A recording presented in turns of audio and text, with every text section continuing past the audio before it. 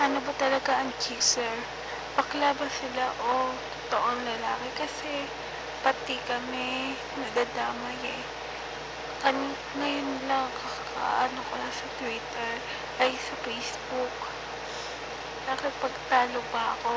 Hindi ko naman, oo, i-amin ko. Hindi ko alam ang pagkatao ng Jixer.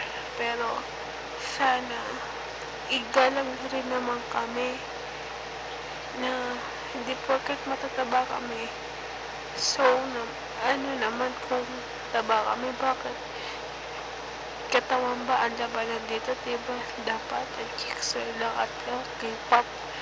Bakit? Totoo ba lalaki ang K-pop? Kasi kung totoo lalaki sila, ba sila pati fans ng K-pop eh nakikipag sa Jixer.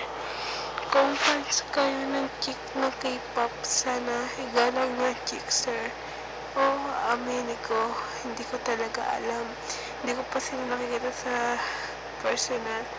Pero siguro kung ma-meet ko man sila ng personal o makita lang, sana totoo ang paniniwala kung hindi bakla ang Jixer. Kasi ngayon napagtripan na ako sa FB.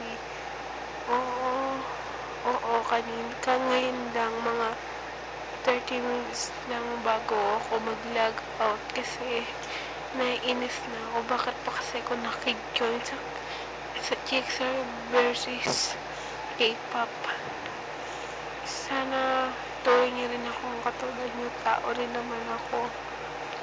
Wala naman dahilan kung ano man ako sa paningin ninyo. Basta ako tanggap ako ng basta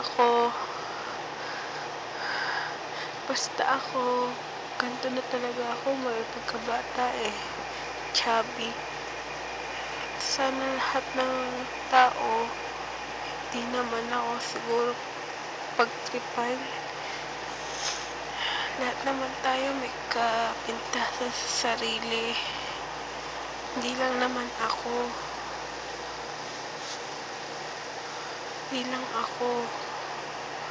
Sana walang ma-realize nyo rin na sana hindi na lang tayo namintas ng kapwa natin kasi baka mabalik sa atin lahat ng ginagawa natin sa ibang tao.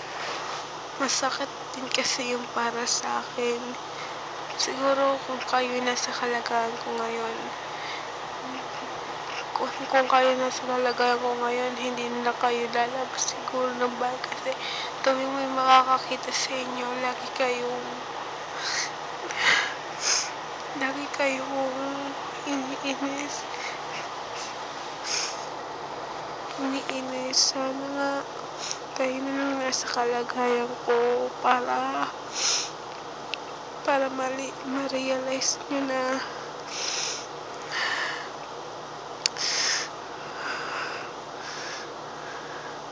ayoko na, hanggang dito na lang po. Di ko na kaya sarili ko eh. Naiiyak na ako, pero sana po mapakinggan naman to ni Rans, Kyle at yung iba pang Jixer kasi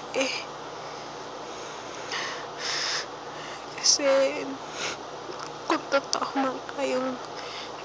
man kayong tunay na lalaki, sana magpakatotoo na lang kayo.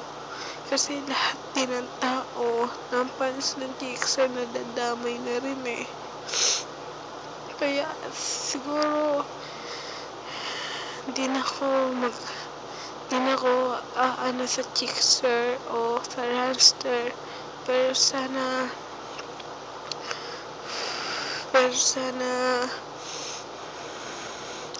mapakinggan nyo man to kahit 5 minutes lang.